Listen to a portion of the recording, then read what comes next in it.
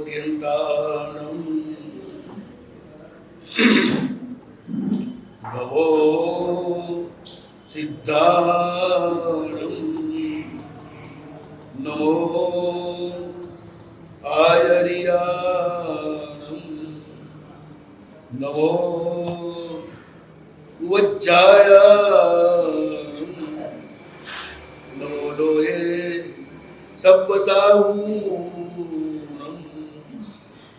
एसो पंचमुक्कारो सब्बपावपनासनो मंगलानं च सप्तेसिं पडमं भवैमन्दं जय जगजीव जोनी यानो जगगुरु जगानंदो जगनाहो जगबंधु जय जगप्रिया भयवम जय सुयानं भवो तिथैरानं अपच्चिमो जय जय गुरुगानं जय महाप्राणं ओंकार बिंदुदयुक्तं नित्यं ध्यायन्ति योगिनः कामदं मोक्षदं चैव ओंकाराय नमो नमः अज्ञानातिमिरन्धनं ज्ञानाञ्जनशलाकया नेत्रोन्मीलितं येन तस्मै गुरवे नमः तस्मै गुरवे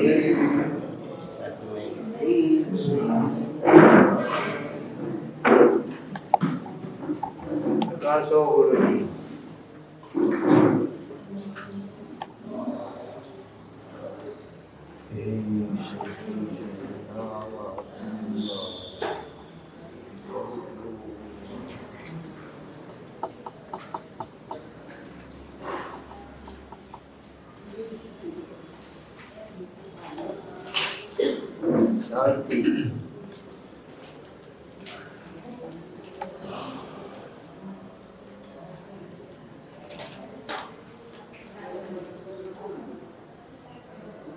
સંસારની અનેક ઘટનાઓનો પ્રભાવ આપણા જીવન ઉપર આપણા મન પર પડતો હોય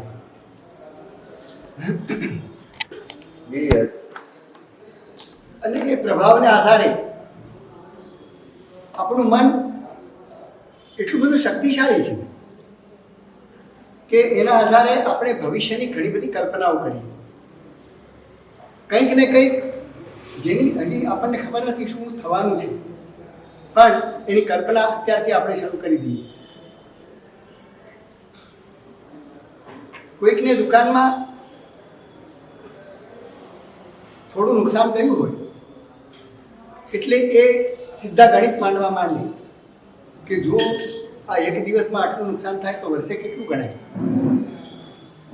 અને એક વર્ષમાં આટલું બધું નુકસાન થાય તો હું કેવી રીતે પહોંચી વળું આ રૂપિયા હું લાવું ક્યાંથી અને લોકોનો જવાબ શું આપે હવે આવતીકાલે પણ આ નુકસાન જવાનું છે એની ખબર નથી એક પળ પછીની આપણને ખબર નથી અને આખા વર્ષનું આપણે કલ્પના કરી લઈએ આપણને જે મન મળ્યું છે ને એ વર્ષનું નહીં આખા જીવનની કલ્પના કરી શકે એટલું બધું મળ્યું છે પણ એ માત્ર કલ્પના હોય છે એ આપણે ભૂલી જઈએ જ્યારે આપણે એકદમ કોઈક પીડામાં હોઈએ ને ત્યારે આપણી કલ્પના આપણને એટલી બધી સત્ય લાગે અને એ સત્ય લાગે એટલે પછી આપણને અત્યારના અકાળ લાગે જીવન કે આ હું કેવી રીતે સહન કરી શકીશ ભયંકર પીડા આવશે તો થશે શું મારું એટલે આજે તો સુખી જ છે આજે કોઈ તકલીફ નથી બહુ સામાન્ય નુકસાન થયું છે પણ ભવિષ્યના 360 દિવસનું નુકસાનનો સરવાળો મારીને એ આંકડો એને આજે જ દેખાતો હોવાને કારણે એ આજે જ દુઃખી થઈ ગયો છે હવે આ દુઃખનો કોઈ ઉપાય ખરો કોઈ ઉપાય જ નથી આનો ભગવાન પણ આ દુઃખને દૂર ના કરી શકે જો તમે તમારા મનને અવળું જ વાપરવા માંગો ખોટી કલ્પનાઓ ખોટી એટલા માટે કે તમને ખબર નથી શું થવાનું છે અને બીજી બાજુ કલ્પના જ કરવી છે તો બુરાની શા માટે કરી ચાલો હું કહું કે આ ખોટી કલ્પના કરી એ ખોટી છે તો હું કહું કે આપણે સારી કલ્પના કરીએ ને સારું થયું આજે આટલા જ નુકસાનથી પત્યું, નહીં તો કેટલું બધું નુકસાન થવાની શક્યતા હતી. સારું થયું આજે જ આ નુકસાન થયું, કાલથી પાછું આપણું તો ગાડું બરાબર ચાલવા લાગવાનું છે. કદાચ એવું પણ બને કે મારું જે આજનું નુકસાન છે આવતીકાલે ભરપાઈ પણ થઈ જાય, ઉપરાંત મને નફો થઈ જાય. હવે આ વિચારના જ છે, આ પણ એક કલ્પના જ છે. પણ આપણે આવી કલ્પના કરીએ તો અત્યારે દુઃખી થઈએ નહીં. તો કલ્પના શક્તિ જ છે. તમે સારું વિચારો તો પણ કલ્પના, અવળું વિચારો તો પણ કલ્પના. તો બંને જ્યારે કલ્પના જ છે અને એક કલ્પના આપણને વર્તમાનમાં દુઃખનું વેદન શરૂ કરાવી દે છે અને એક કલ્પના વર્તમાનના દુઃખને પણ સુખમાં પરિવર્તન કરી નાખે, તો કઈ કલ્પના કરવી સારી? વર્તમાન દુઃખને પણ ભૂલાવી દે એવા સરસ આપણે રંગીન સપના સજી શકીએ કલ્પનામાં, તો એ કલ્પના વધારે સારી ને. પછી ભલે બંને કલ્પના ખોટી હોય. એટલે હું એ જ કહું છું કે વાસ્તવિકતા આટલી છે. આપણે કહીએ ને કાગનો વાત કર્યો, કાગનો વાત કરી એટલે મેગ્નિફાઈંગ ગ્લાસ આપણે કેના ઉપર લગાડ્યો? દુઃખની ઉપર આપણે મેગ્નિફાઈંગ ગ્લાસ મૂક્યો એટલે નાનું દુઃખ હતું એ મેગ્નિફાઈંગ ગ્લાસ હોવાને કારણે મોટું દેખાય. મેં કાલે પેલા ભીમજી શિકાયતની વાત નહીં કરી કે એ માણસ કેવો હતો અને કેટલો બદલાઈ ગયો. એ મને આવીને કે મને કે સાહેબ મારે બહુ ભય લાગ્યા કરે. હવે આવા અનેકને ભય પમાડ્યા હોય એટલો સ્વભાવ એનો આકરો કે વિદ્યાર્થીઓને મારી મારીને એટલા બધા ભયભીત કરી નાખે કે એ ખાલી પગ મૂકે ને ક્લાસમાં એટલે બધા વિદ્યાર્થીઓ ડરના માર્યા ચૂપ થઈ જાય, એકદમ શાંત થઈ જાય. એટલે બીજા કોઈ ટીચરની તાકાત નહીં, પણ આને તો લોકો એ છોકરાઓને મારી મારીને એવો ભય બેસાડી દીધેલો કે એ ક્યાંક લાંબે પણ દેખાય ને તો ક્લાસમાં અહીંયા બધા છોકરાઓ શાંત થઈ જાય. આવો ભય બેસાડી દીધેલો. પણ પછી એ મને કે મને મારી આવી તાકાત બધા છોકરાઓને કંટ્રોલ, આખી સ્કૂલના 500 છોકરાઓ હોય તો મારા એકલાથી કંટ્રોલ થઈ જાય, આ મારી તાકાત. પણ મેં કીધું આ તમારી તાકાત નથી, તમે આતંક ફેલાવીને કરો છો. આતંકવાદીઓની તાકાત એકલું હોય તો આતંકવાદી કહેવાય. એ સજ્જન પુરુષનું લક્ષણ નથી. સજ્જન પુરુષ પ્રેમથી બધાને એવા વશ કરે કે બધાને આમ તમે પ્રિય બનો અને બધા તમારું કેવું કરે, અને એક તમારા ભયથી કરે. હિટલરશાહી કરો તો પણ બધા કરવાના, પણ હિટલરશાહી કોઈને પ્રિય નથી. અને ભગવાન મહાવીરે પણ વાત કરી એ જ કે તમે આમ કરો. તો આજે પણ 2500 વર્ષ પછી પણ એ પરમાત્માની વાતને લઈને, આજે ભગવાન નથી છતાં એની વાતમાં કેટલો વિશ્વાસ મૂક્યો હશે પરમાત્માએ કે આજે પણ કરોડપતિ હોવા છતાં, સંસારમાં કોઈ કમી ન હોવા છતાં પણ એવા પણ સંસારને આમ ઘડીના છઠ્ઠા ભાગમાં છોડીને ચાલી નીકળનારા આજે પણ એવા વીરલાઓ છે. આજે પણ આપણે ભગવાન મહાવીરનું નામ લઈએ છીએ અને મસ્તક બની જઈએ છીએ. અને આપણો દીકરો આપણા બાપાનું નામ, એટલે તમારું નામ લખાવાય તૈયાર નથી. તમારો દીકરો સ્કૂલમાં નામ લખાવો કેવી રીતે લખાવે?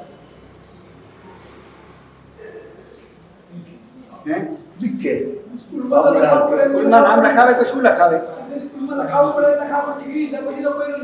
સ્કૂલમાં શું લખાવે? મારું તો એક સ્કૂલ લાઈફથી હું તો વાત કરું છું, કોલેજ લાઈફની તો વાત જ નથી કરતો. કારણ કે આમ તો બિપિનચંદ્ર નામ હોય તો બીસી લખાવે.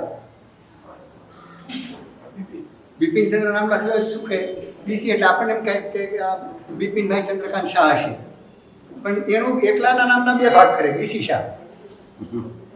તમારું નામ તો વચ્ચે કંઈ આવે જ નહીં. જે તમારો વારસાનો હકદાર છે, તમારી આખી જિંદગીની મૂડીકો, તમારી વારસાઈ જે કંઈ પણ છે એ બધાનો જે માલિક બનવાનો છે અને તમે પ્રેમથી જેને આપવાના છો એ તમારું નામ તમારી હાજરીમાં લખવા તૈયાર નથી. સ્કૂલમાં બીકે જઈને લખાવે એટલે કદાચ પોતાનું ભાવેશ કે જઈને લખાવે, પણ કે ખાલી લખવો છે બહુ બોલું, પણ તમારું આખું નામ પણ લખાવા તૈયાર નથી. અને તમારો જ દીકરો હોવા છતાં એ જ દીકરો ભગવાનની અમારી ગુરુ મહારાજ પાસે આવે તો અમારી વાત માનવા તૈયાર થાય. તમે જ અમારી પાસે ફરિયાદ લાવો કે સાહેબ આ અમારું એક વાત માનતો નથી, કંઈક સમજાવો નહીં. હવે તમે તો એનું આટલું બધું સંભાળો છો, તમે એને ઉછેર કરો છો, સંસ્કાર આપો છો, તમે સવારથી લઈને સાંજ સુધી તમે એના માટે પસીનો વહાવો છો, કાળી મજૂરી કરો છો, તમારી કેટલી ઈચ્છાઓનું બલિદાન આપો છો.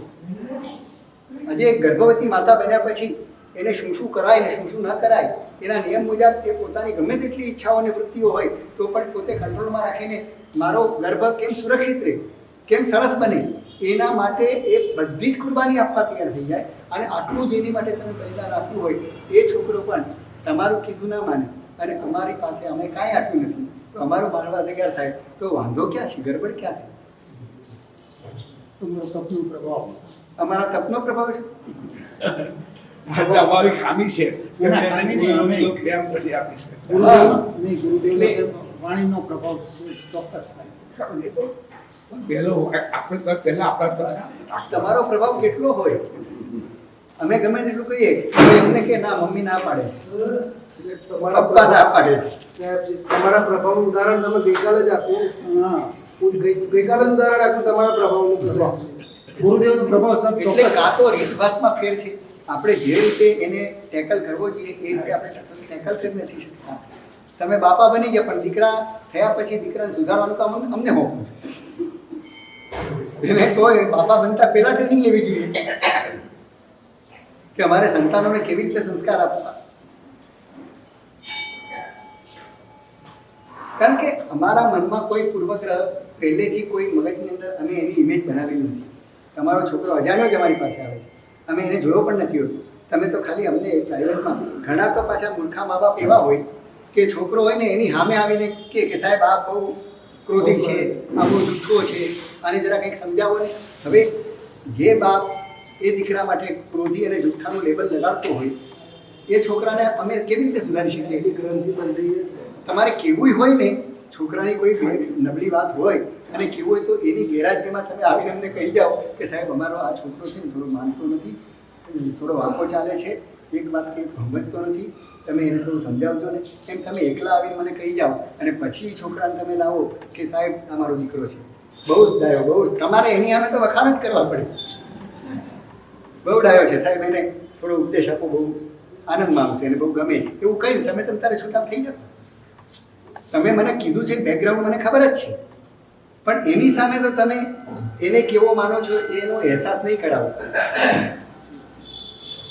કારણ કે મેં આખી આ વાત સમજાવી છે પહેલાં કે તમે જેવો એને માનશો ને એવો જ એ રહેશે. તમે એને જૂઠ્ઠો માનશો તો એ જૂઠ્ઠો જ રહેવાનું અને તમારી સાથે જ જૂઠ્ઠો રહેવાનું. બીજા દુનિયા આખી હારે સત્ય બોલશે પણ તમારી હારે નહીં બોલે. કારણ કે તમે જ એને બનાવ્યો છે તમારા કોમ્પ્યુટરમાં તમે જ ફીડિંગ કર્યું છે કે આ મારો છોકરો જૂઠો છે, ચોર છે, લબાડ છે. આ બધા લેબલો તમે લગાડ્યા હોય પછી એ છોકરો તમારાથી સુધરે એ 3 કાળમાં નહીં.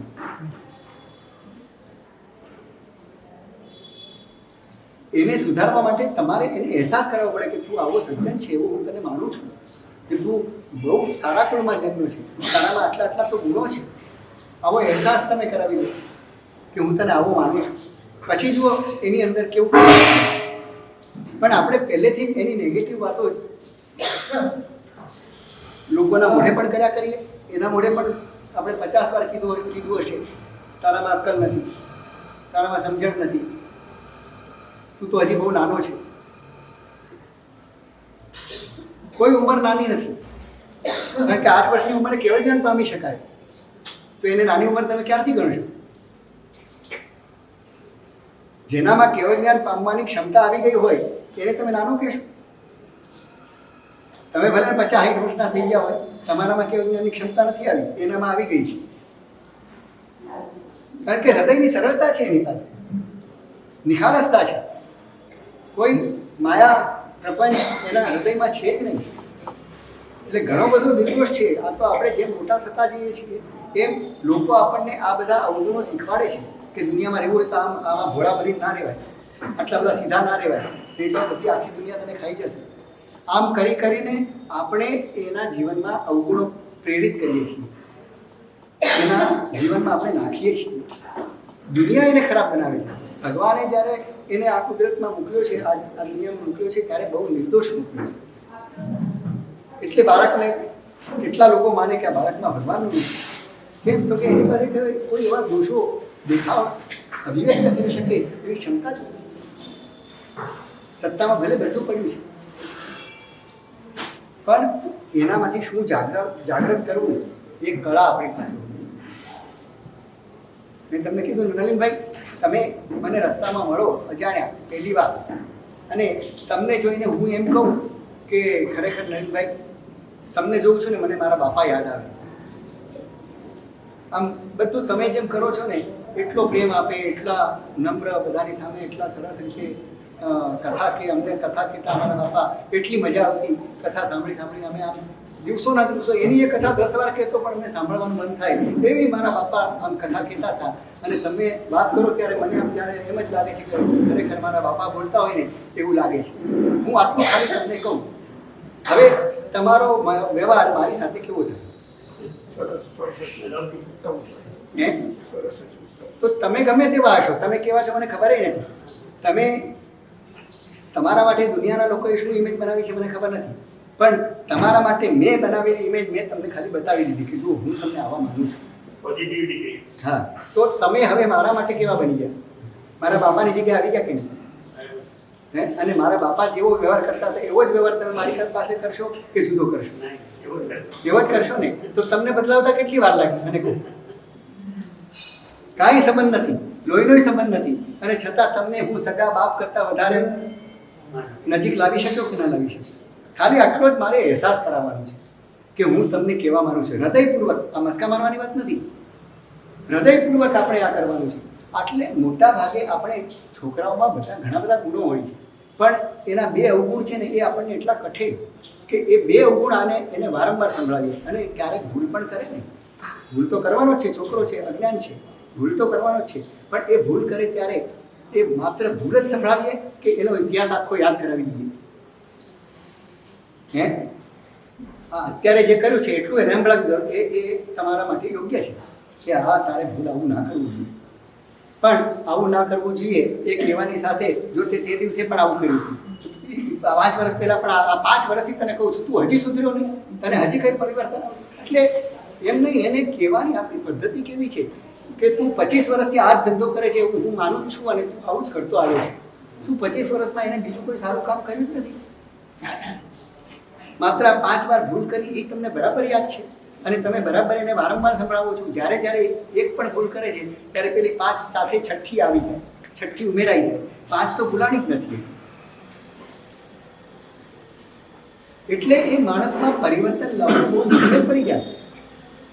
તમે એને અહેસાસ કરાવી દો કે તને કેવું માનું છું, તું કેટલો ઉત્તમ જીવ છે, તારામાં કેટલી બધી યોગ્યતાઓ છે. તમે એની યોગ્યતાઓને જુઓ મુખ્યતયા અને એનો અવગુણને કમ કરતા જાઓ. એને આડકતરી રીતે એને સમજાવો કે જુઓ તારા કેટલું સરસ છે, આ તું થોડો સુધારો કરી દે ને તું પાછું એકદમ સરસ. 100% આ તને 80 માર્ક મળે છે, એક 20 માર્ક તારા આના કારણે જાય છે. એટલે તમે દોષને 20 માર્ક જેટલો બતાવો અને એના નાનકડા પણ ગુણને 80 માર્ક જેટલો બતાવી. અને મમ્મીઓ આ જ કરતા હોય છે.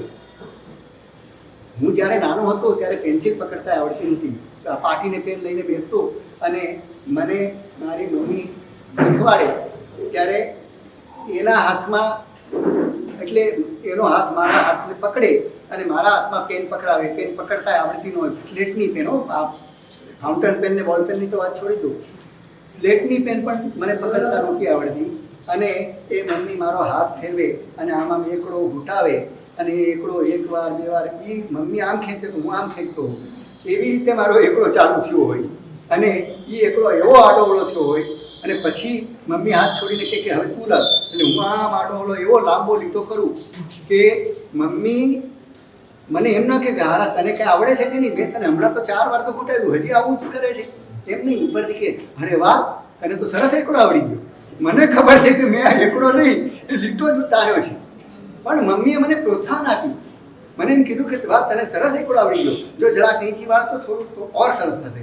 બસ એમ કરતાં કરતાં મેં જે કર્યું ને આડાવડું જ કર્યું હતું, પણ મને આડાવડું સંભળાવ્યું નહીં. મને એણે કીધું કે વાહ તને આ લીટો અહીંયા સુધી તો બહુ જો આ એકડા જેવો જ આ થઈ ગયો, ખાલી અહીંથી વાળ. એટલે એમ કરતો ગયો, એમ કરતાં કરતાં એકડો આવ્યો છે. એક એકડો શીખતા તો મને એમ છે કે મેં નહીં તો 8 દી કાઢ્યા છે. અને 8 દિવસ સુધી રોજ મમ્મી પ્રશંસા કરે કે તને બહુ સરસ એકડો આવડી ગયો. અને મને એમ થાય કે મેં પહેલા દિવસે આડાવડા લીટા કર્યા હતા તોય કે એકડો આવડી ગયો. અને જો આવું ના કર્યું હોત મારી સાથે તો આજે મને એકડો આવડત. આ માતૃભાષા કેમ કહેવાય છે? આપણને ભાષા કોણે શીખવાડી? માતાએ શીખવાડી. કારણ કે આપણને બોલતા આવડતું જ નહોતું. આડું બોલતા હતા ત્યારે આપણે કાંઈક પણ કાળું ઘેરું બી જે બોલ્યા ને એની મમ્મીએ પ્રશંસા કરી કે વાહ વાહ બેટા, પણ તું દાદા બોલ, દાદા બોલ. આપણને દાદા બોલ દાદા શીખવાડવા માટે મમ્મીએ 500 વાર દાદા દાદાનું પારાયણ કર્યું. ત્યારે માંડ આપણે દાદા શબ્દ તોય તોછડો તોય બોબડો એવો પણ બોલ્યા ત્યારે મમ્મીએ તાળીઓ વગાડી છે, પ્રશંસા કરી છે કે વાહ આજે મારા દીકરાને દાદા બોલતા આવડી ગયું. હા, નનકો કે ગુડ મોર્નિંગ બોલતા આવડી ગયું એને. આટલા 2 શબ્દ આવડે તો મમ્મીએ કેટલું એનું ઉચક્યો હોય. બીજું કેટલું બધું નથી આવડતું એને કીધું જ નથી કે તને આય નથી આવડતું, આય નથી આવડતું, આ ડોબા જેવો છે, 2 અક્ષર આવડે ને શું મોટો વિદ્વાન થઈને ફરે, એવું નહોતું કીધું એણે આપણને. એટલે આપણે આટલા બધા ભણીને આગળ વધ્યા છીએ તો એમાં માતાએ બહુ મોટો રોલ ભજવ્યો છે. આ જવાબદારી આપણે બાપા ઉપર આવી ગઈ શું થાય મને કહો? આ દીકરાને જો ભાષા શીખવાડવાની વાત હોય અને મમ્મી નાની ઉંમરમાં ગુજરી ગઈ હોય અને પપ્પા ઉપર આ જવાબદારી આવી ગઈ હોય અને એ પપ્પા એને શીખવાડવા બેસે કે બોલ બેટા દાદા, એટલે કે મામા કાકા કાંઈ પણ આડું ઓળું બોલે એટલે બાપા ફરી કે બેટા દાદા બોલ. દાદાને બદલે આડું ઓળું બોલવાનું ખબર જ છે. એ 4 વાર એનું આડું ઓળું કરે ને તો 5મી વાર બાપાનો પિત્તો જાય. એ અડબો અને આવડતું નથી આટલું, આટલો ઠોઠ છે એમ કરીને 2-4 લગાવી દે. જિંદગીમાં ઓલો બીજી વાર દાદા બોલવાનું ભૂલી જાય. એ દાદા એના આવડે, આખી ભાષા ક્યાંથી આવડે? એટલે કોઈ દેશમાં પિતૃભાષા છે જ નહીં, બધે માતૃભાષા જ છે.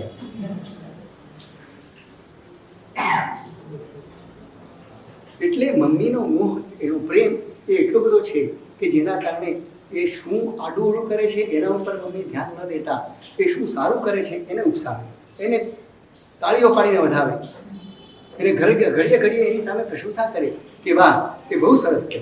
બસ આ જ પ્રોસેસ આપણે જીવનની અંદર, આપણા કોઈ પણ સંતાનોની અંદર, આપણા પરિચયમાં આવનાર વ્યક્તિઓ માટે જો આ પ્રોસેસ વાપરવામાં આવે, એણે જે થોડું પણ કર્યું છે એને ખૂબ મેગ્નિફાય કરો, ખૂબ વધારીને, મસ્કા મારવા રૂપે નહીં પણ અંતરના હૃદયપૂર્વક કે વાહ તમને આટલો સરસ વ્યવહાર કરતા આવડે છે.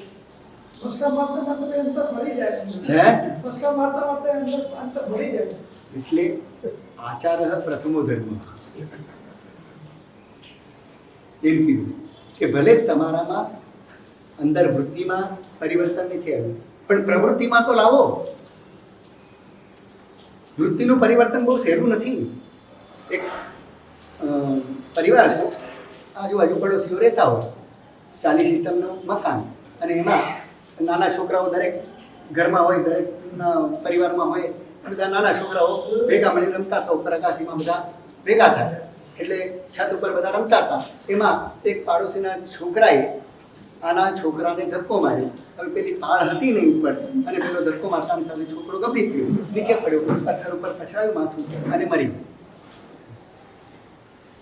હવે જેના છોકરાએ માર્યો હતો એ છોકરાને હવે આ જેનો દીકરો ગુજરી ગયો, મરી ગયો, એ માતાને કેવો કાળ ચડ્યો? ઓલા છોકરાઓ ભયંકર કાળ ચડ્યો. એ છોકરાને જોવે ને એની આંખમાં ખુન્નસ આવી જાય કે બસ હું ક્યારે આનો ટોટો પીસી નાખું, ક્યારે આને મારી નાખું, અને મારા દીકરાને હત્યા કરી નાખી. એને એટલો બધો કાળ ચડે, અંદરથી એટલો બધો ક્રોધ આવે, ગુસ્સો આવે, આખું વર્ષ આ રીતે પીડાય પણ મોકો ન મળે. એને એમ થાય કે કોઈ મોકો મળતો નથી, જો મળે ને તો હમણાં આમ ટૂંક મળી નાખો આ છોકરાને. એને મારા છોકરાને મારી નાખ્યો. એ વારંવાર એટલું બધું ઘોળ્યું કે એના મગજમાંથી પેલી વાત જાય નહીં. હવે સંવત્સરી ફરવા આવી અને એના મગજમાંથી પેલી વાત જાય નહીં. સાધ્વીજીને જઈને કીધું કે સાહેબ હવે ત્રાસી ગઈ છું આ વિચારથી. પછી ઉલ્લાને જોગ છું ને આખો દિવસ પછી સતત ચાલ્યા જ કરે છે મગજની અંદર, રેકોર્ડ ચાલ્યા કરે, એનો વિડીયો ચાલ્યા કરે, જાણે કે હું એની પાસે ગઈ હોય ને એને મળતી હોય ને એનું રોગ મળતું હોય ને ચીસ પાડતો હોય ને એ બધું દ્રશ્ય હું જોયા કરું છું કે ક્યારે હું આવું કરી નાખું. સાહેબ મને આમાંથી છોડાવો, કાંઈ હું શું કરું? સાધ્વીજી એને બહુ સરસ ઉપાય બતાવ્યો કે તું એક કામ કર, તારો તો છોકરો ગયો અને છોકરા જવાની શું પીડા છે તું અનુભવી રહી છે, તો હવે તું શું તારી જેવી પીડા બીજી માતાને આપવા માંગે છે? એને પણ તારે એના છોકરાને મારીને જો એવી તું પીડા અનુભવી રહી છે એવી પીડા તારે એને પણ આપવી છે. પીડાનો મતલબ પીડા આપવો છે.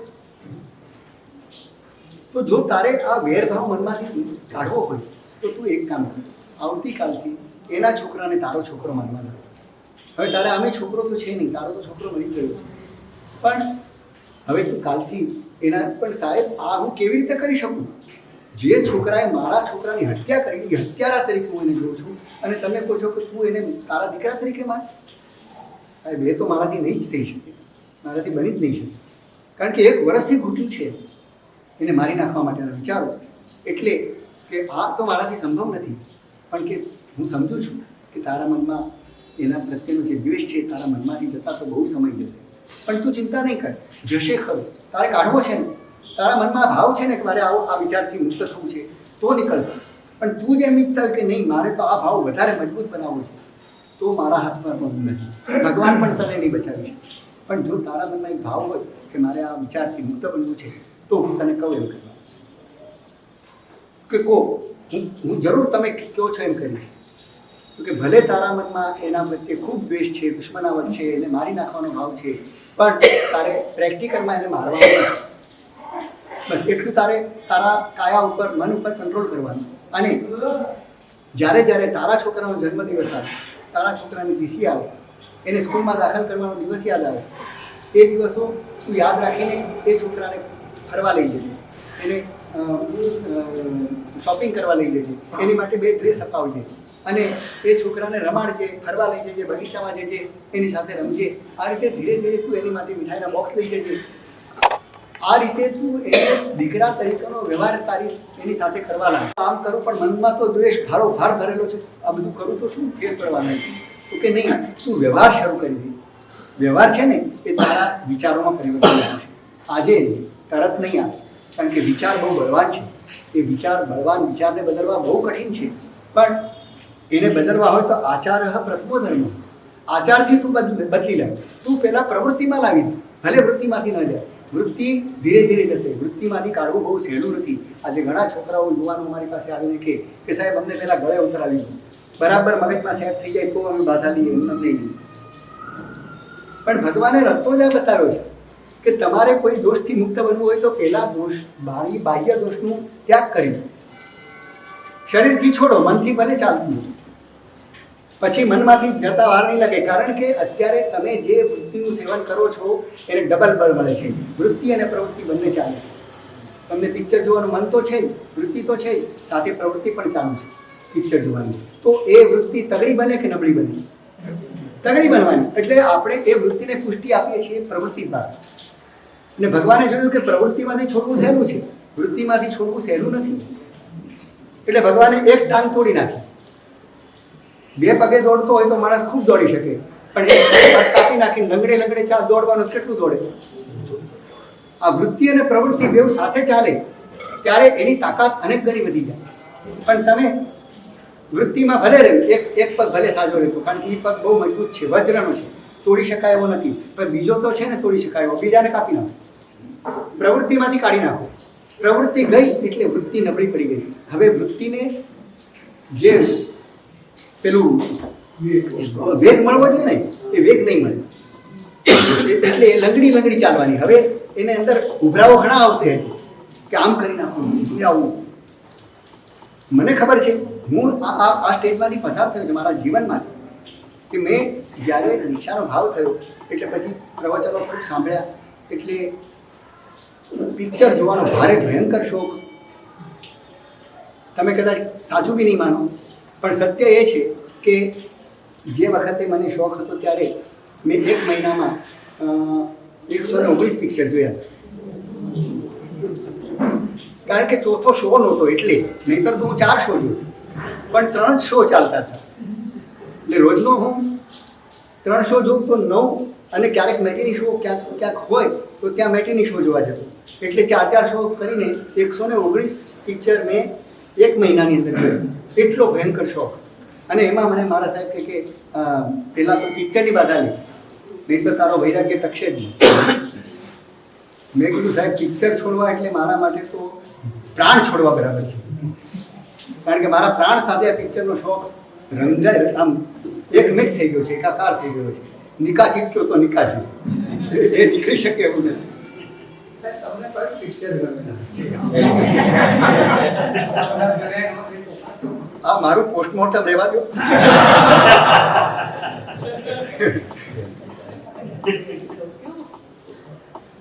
એટલો બધો ભયંકર શોખ. અને મને ભદ્રગુપ્ત સુધી મારા સાહેબ કે તારે પિક્ચરનો તો બાધા લેવી પડે. બીજું સાહેબ બહુ અશક્ય છે. તો કે એક કામ કર, મહિને એક પિક્ચરની છૂટ આપ. મેં કીધું રોજના મારે 3 જોવા જોઈએ છે, તમે મહિને એકનું કયો ક્યાં ઠેકાણું પડે આપણે? એક નહીં, મહિને 5ની છૂટ આપો. મહિને 5ની છૂટ લીધી. હવે રોજ જોવાનો શોખ એટલો અને 5ની છૂટ લીધી એટલે હવે મારે 5 પિક્ચરનો કોટા રહ્યો, વધારે રહ્યો નહીં. એટલે કોઈ પણ પિક્ચર જોવા જવું હોય તો 10 જણને એનો રિવ્યૂ પૂછું કે ભાઈ આ પિક્ચર ખરેખર સારું છે ને. આમ મારો એક પણ પિક્ચર નકામું ન વયું જાય. ફ્લોપ પિક્ચર જોઈને આવી જાઉં ને મારો એક મોટા કોટા આટલો સરસ અને એ ફેલ ન જાય એટલે 10 જણને રિવ્યૂ પૂછું અને પછી નક્કી કરું કે હા હવે આ પિક્ચર જ જોવું છે. અને પછી રોજ ઈચ્છા થાય પિક્ચર જોવાની. તો શું કરવું? જોવાય તો નહીં, થિયેટરમાં જવાય નહીં, અંદર ના જવાય. એટલે મારા મનના સંતોષ ખાતર દરેક થિયેટરે મુલાકાત લેવા જાઉં અને એ થિયેટર ઉપર જઈને બહાર પેલા પિક્ચરના ફોટા લગાડ્યા હોય ને, થોડાક પોસ્ટર જેવા લગાડ્યા હોય. પછી અંદર અમારે પેલા એ સમયમાં શું હતું, મોટું એક નોટિસ બોર્ડ જેવું હોય મોટું, એમાં એ પિક્ચરના 10-12 દ્રશ્યોના ફોટા મૂક્યા હોય. તે એ ફોટાઓ ધારીને જોયા હું. આમ અડધો કલાક ખાલી ફોટા જોવામાં કાઢું અને પછી ઘરે વયો. એટલે પેલું અંદરથી વૃત્તિ એટલી જોર કરતી હતી કે મને થિયેટર સુધી ખેંચી જાય. પણ પ્રતિજ્ઞા હતી નહીં એટલે ટિકિટ લઈને અંદર ન જવાનું. એ પ્રતિજ્ઞા મને રોકી રાખે કે નહીં, એ પિક્ચર તો જોવાનું નહીં, પડદા ઉપર તો નહીં જવાનું, 5 એટલે 5 જ, એ છઠ્ઠું નહીં જોવાય, મારો નિયમ તૂટી જાય. એટલે આવી રીતે રોજ 3 થિયેટરની મુલાકાત લઉં અને 3 પિક્ચરના ફોટા જોઈને આવું. એમ કરીને પણ મને એમ થતું. એટલે વિચાર કરો કે મેં પ્રવૃત્તિમાંથી માત્ર છોડ્યું, વૃત્તિમાંથી ગયું જ નહોતું. વૃત્તિ તો ભારોભાર એવી હતી કે ઉલટાનું છોડ્યા પછી તો કેટલા દિવસ તો પસ્તાવો કર્યો કે આ હું ક્યાં ભદ્રગુપ્ત સૂર્યના સંકંજામાં આવી ગયો, હું ક્યાં એમની પાસે ગયો કે મેં આ નિયમ લીધો. શરૂઆતમાં તો નિયમ લીધાનો પસ્તાવો કેટલો ટાઈમ થાય અને પછી પણ જોવું નહીં, એ તો નિયમ લીધો એટલે નિયમ, પછી તો પાળવાનો. તો આ રીતે પાળ્યો તો એક સમય એવો આવ્યો કે મારા મનમાંથી હવે એ વિકાર નીકળી ગયો. એમ પેલી માતાને એણે કીધું કે તું હવે એની સાથેનો વ્યવહાર સુધાર, બહુ પ્રેમમય વ્યવહાર કર, ભલે તને અંદરમાં જે થતું હોય થાય. અને એ માતાએ એ બાળકની સાથે આ રીતે ધીરે ધીરે વ્યવહાર કરવાનું શરૂ કર્યું. અમે કીધું ને આ તો પેલું મસ્કા મારવાનું થયું, બરાબર ને? એટલે ભલે મસ્કા મારવા રૂપે દેખાતું હોય પણ અંતર ધીરે ધીરે એની સાથે જોડાતું જાય છે. અને એ માતા 2 વર્ષ પછી હવે ઓલા બાળક વિના રહી ન શકે એટલા પ્રેમમય બની ગઈ. 2 વર્ષ ગયા એ વૃત્તિને નીકળતા, પણ એનું લક્ષ્ય હતું તો એ નીકળી ગયું. ખાલી પ્રવૃત્તિ તમે બંધ કરી દો એટલે વૃત્તિમાંથી ગયા વિના છૂટકો જ નથી, કારણ કે હવે તમારી વૃત્તિ લંગડી થઈ ગઈ. એટલે મારે ઘણાને કહેવું પડે કે ભગવાને બતાવેલો રસ્તો છે, ભલે તને મનમાં થતું હોય પણ તું પેલા નિયમ લઈ લે તો તું આમાંથી આજ નહીં તો કાલ છૂટી. પણ નિયમ જ નહીં લે અને વૃત્તિ અને પ્રવૃત્તિ બંને જો તું ચાલુ જ રાખવાનો હોય તો આ જિંદગી નહીં 10 જિંદગીમાં પણ તું આ દોષથી મુક્ત નહીં બની શકે. આ મનની ચાલ છે, આ મનની શક્તિઓ શું છે એ ભગવાને સમજ્યા છે અને એટલા માટે પરમાત્માએ આ રસ્તા બતાવ્યા છે. અને આપણા જીવનની શરૂઆત પણ એમ જ થાય છે દમનથી. કોઈ પ્રેમથી ગયું નથી. સ્કૂલમાં તમે મને કહો તમે નાના હતા અને તમે કે હું આપણે બધાય સ્કૂલમાં પહેલી વાર ગયા ત્યારે કેવી રીતે ગયા હતા? પ્રેમથી ગયા હતા, રોતા રોતા, માથા પછાડતા. અરે મેં તો માથાય પછાડ્યા હતા, મારે નિશાળમાં નથી જવું. અને કેટલાય બાના કરતા આવડતા હતા. મને તાવ આવી જાય, પેટમાં દુખવા લાગે, કેટલી જાતના બાનાઓ કાઢું કે સ્કૂલમાં નહીં જવાના કયા રસ્તા છે એ શોધ્યા કરતા. અને એ રીતે પરાણે આપણને આ સ્કૂલમાં મોકલ્યા છે. એ દમન નહોતું. ઈચ્છા તો બહુ હતી ઘરે જ રહેવાની, પણ મા બાપે પોતાની લાગણીઓની ઉપર કઠોર પથ્થર મૂકીને પણ આપણને આપણા હિત માટે આપણને રોતા મૂકીને સ્કૂલમાં રોતા મૂકીને પણ એ પાછા ગયા છે. એ પાછા જતાં એની આંખમાં આંસુ આવેલા ઓલા ઊંધા મોઢે થયા ને આપણને દેખાય નહીં. પણ એ જ્યારે પાછા જાય ને ત્યારે કેટલાકને મેં પછી જોયા છે એટલે મને થયું કે મારી મમ્મી પણ આમ જ રોતી હશે. પણ મેં મમ્મીને રોતા જોઈ નહોતી એટલે ખબર નહોતી પડી. પણ પછી બીજી મમ્મીઓને મૂકીને જતા જોયા ને ત્યારે બધી મમ્મીઓને આંખમાં આંસુ હતા. એક બાજુ છોકરાને મૂકી જવાનો આગ્રહ પણ હોય ઓલો રોતો હોય તો પણ ઉઠી જાય અને જેવું મૂકીને આમ પાછી ફરે એટલે એની આંખમાં આંસુ આવી જાય કે આ છોકરાનું કેવું કરું છું, એની ઈચ્છા નથી કરું છું છતાં, એટલે એનું હૃદય લાગણીઓથી એટલું ઉભરાઈ જાય અને આંખમાંથી આંસુ રૂપે વહેવા લાગે. પણ આ જ રીતે એણે કર્યું તો આજે આપણે ભણી ગણીને અભ્યાસ કરીને તૈયાર થયા. જો એ વખતે એમ કે ઠીક છે છોકરાની ઈચ્છા હોય તો કરવું, નહીં પણ કામ એને આપણે ત્રાસ નથી આપતો તો શું થાય? આપણે ડોબાને રહ્યા હોય. મા બાપનો બહુ મોટો ઉપકાર છે. આપણને ખબર નથી કે એમણે શું કામ કર્યું છે આપણા માટે. કારણ કે જે વખતમાં કામ કર્યું ત્યારે આપણે હાવ અજ્ઞાન હતા, અબૂધ હતા, આપણને ઉપકારની નોંધ લેવાની પણ ભાન નહોતી. એવા સમયમાં એણે ઉપકાર કર્યો એટલે એના ઉપકારની જોડે કોઈ આવી શકે નહીં. આપણે આ મનને સમજીએ અને આ મન દ્વારા કેવી રીતે આપણે આરાધનામાં આગળ વધીએ એ સમજીએ ખૂબ વિકાસ કરીએ.